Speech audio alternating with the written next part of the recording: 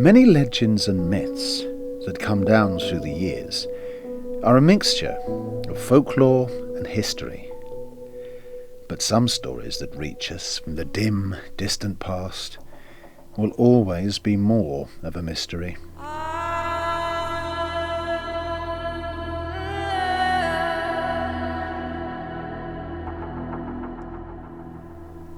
By the wall, Emperor Hadrian's soldiers built to mark out his empire's extent. They made temples to worship a little-known god that they honoured wherever they went.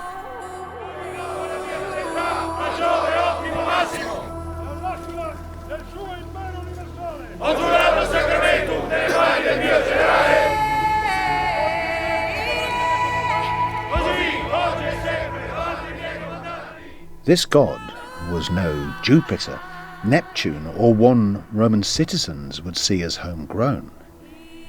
This god, Mithras, some claimed was Persian, until the soldiers, they made him their own.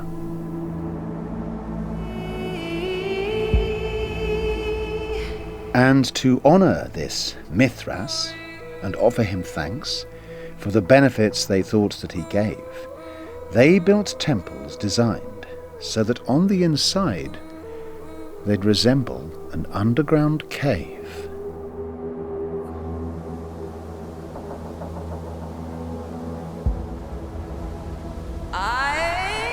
At an image of Mithras slaying a bull, an officer officiated. In the darkness where torches gave flickering light, new followers were initiated. Blindfolded and naked, they entered the place. Before the god Mithras they'd kneel, and some sort of ceremony was performed that all swore they would never reveal.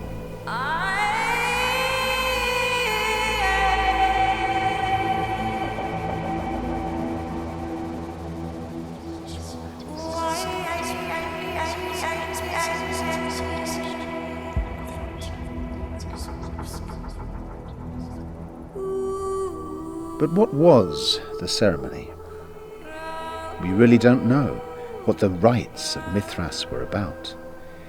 And when Rome adopted the Christian faith, gods like Mithras were soon driven out.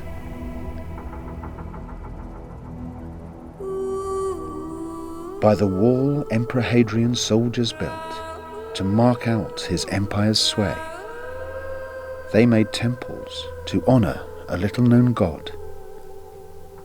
You can still see their ruins today.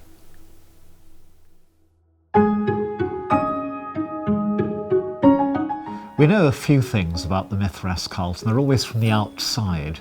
We know that it was a secret religious society of initiates, that it was especially popular in the Roman army, which carried it all over the empire, that it was supposed to come from Persia, but probably came from Rome itself, and that people were initiated up through 7 grades in it, which correspond roughly to the 7 visible planets of ancient times. We know that initiation involved the initiate being naked and being given various terrifying experiences before being released. We know that there is a god at the centre of the cult who's a good-looking young male who kills a huge bull.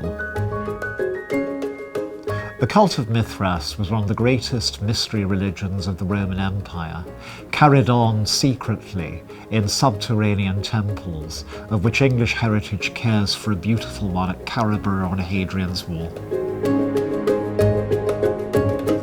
Today the Temple of Mithras and Hadrian's Wall is reduced to foundations, so it's a rectangular structure with a floor and the basis of an altar at the end.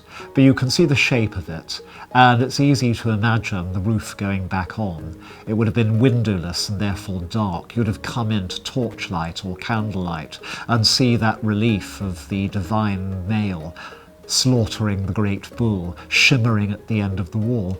Or at least you'd have seen it when your blindfold would have been removed and would be allowed to take part in the mysteries. Most of the ruined temples of Roman Britain were to public cults, for the community, and for the empire. Places like the Mithraeum at Carabra are about real individuals having real religious experiences with deities of their choice, and you can't get closer to the heart of religion than that.